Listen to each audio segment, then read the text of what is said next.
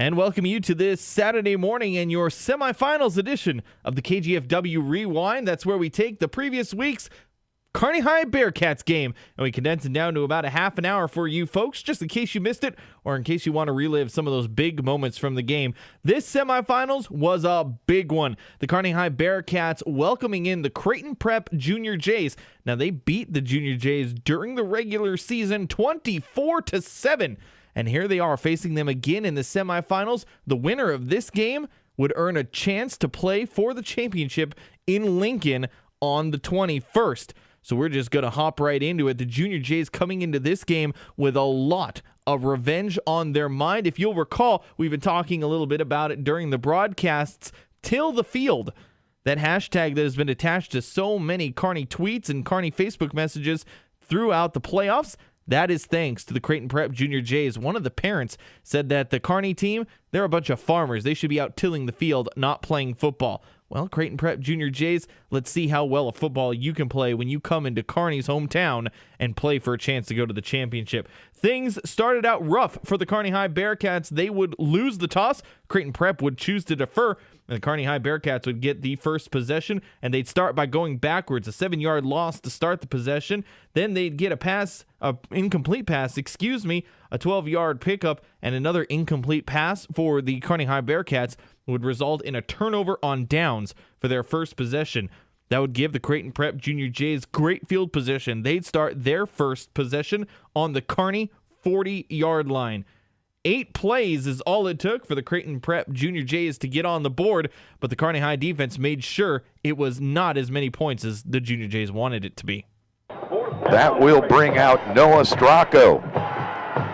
He is 6 for 8 in field goal attempts this year, but missed 2 last week. His longest is a 40-yarder. This is a 30-yard field goal attempt. A high snap. The kick is up. The kick is good, and Creighton Prep jumps out to a 3-0 lead with 6:44 to go in the first quarter. Creighton Prep jumps out to a 3-0 lead, as Dave said to start this game. Not what you wanted to do if you're the Kearney High Bearcats. A bad first possession gives them great field position, but your defense steps up, does its job, and only gives up 3 points.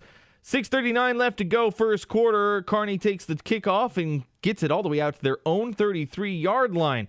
And that's when they start moving down the field. 3 quick first downs on big plays, and Kearney High is within striking distance. That's when Coach Cool reaches down into his bag of tricks. We know Miko Maisner can run the ball. How does he do throwing it? Football spotted on the far hash on the left. 2 receivers to the near side on the right, 1 to the left. I formation. Again, Maisner the deep back. Here's a pitch to Miko. Looks like he wants to throw. He will. He's got Isaiah Stolberg right there. Touchdown! Miko Maisner, the halfback pass to Isaiah Stolberg, and the Bearcats find pay dirt on their second possession of the semifinal. Put that in the books. A halfback pass. Miko Maisner finds Isaiah Stolberg. 23 yards later, it's 6-3 in favor of the Kearney High Bearcats. Gabe Hines would miss the PAT. That would be the score for the Creighton Prep Junior Jays' next possession. And this is where the Kearney High defense really excels. You get some momentum going on the offense, and you keep it going on the defense. They would force a 3-and-out for the Creighton Prep Junior Jays and give themselves great field position. The defense steps up big time. Kind of a low snap. Stracco has it blocked. It's blocked. It's tipped up in the air. It's a free ball. It's not going to matter. I think getting a hand on it was Hunter Novacek. This defense can do everything. They get interceptions, they recover fumbles, and now they're blocking punts. Are you kidding me? Go Bearcats. That blocked punt gave Kearney High the ball on the Creighton Prep 29-yard line. Well, the Junior Jays were a little upset at the blocked punt. They really buckled down on defense, but Kearney still able to put some points on the board. Hines this year, 4 of 5. His longest, a 42-yarder. With a slight bit of a breeze in his face, this will be a 38-yard attempt. The holder is Braden Miller. The hold is down. The kick is up. The kick is good.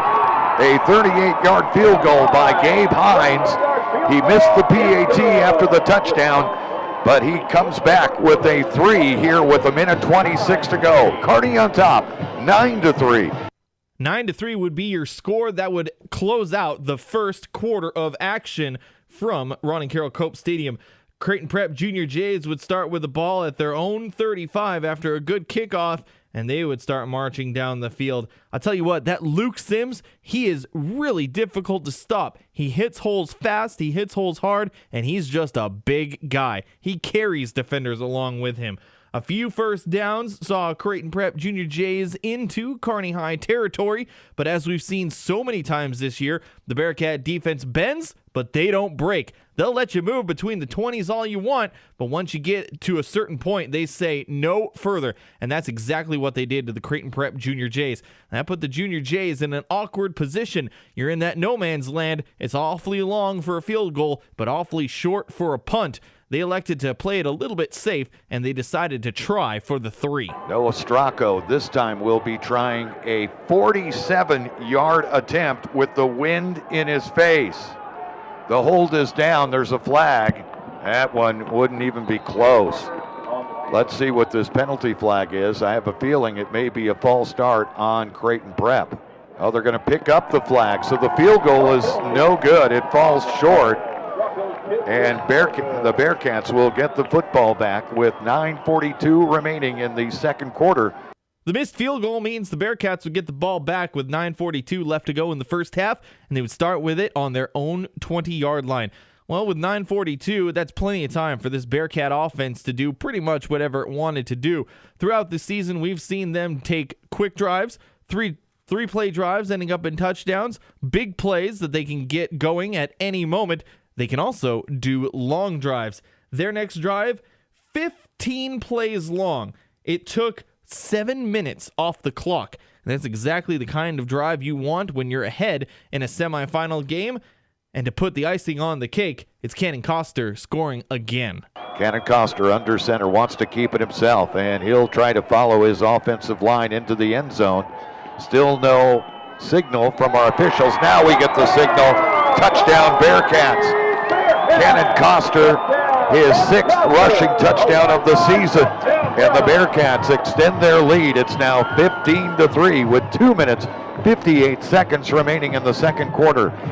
Gabe Hines would hit the point after to make it 16-3, and that's how the first half comes to an end with the Kearney High Bearcats in pretty good control of this one. We're going to take a quick break right now. When we come back, we've got second half action. You won't want to miss that. Just in case you missed the game, I'll let you know. The second half, some of the best football you will ever hear. You're listening to the KGFW rewind of the Kearney High Bearcats semifinal game as they welcomed in the Creighton Prep Junior Jays. We'll be right back after this.